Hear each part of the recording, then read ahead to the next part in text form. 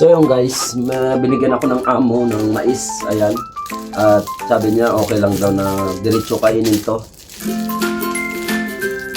Masarap daw, sabi niya, mahal daw to. So anong klaseng mais na to guys, oh. Subukan natin guys. Sabi niya to eh. Subukan natin ha, pakitaan. So sabi niya, daming balahibo. Totoo nga, tamis.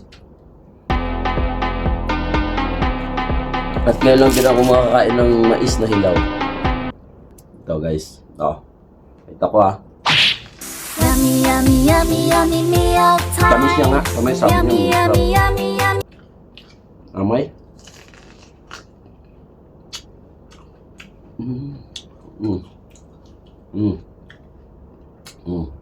Ano ko? Tamis. Sarap. Sarap nga.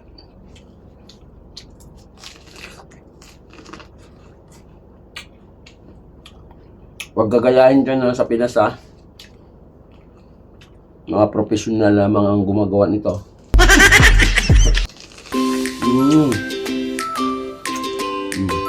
Okay. Sarap.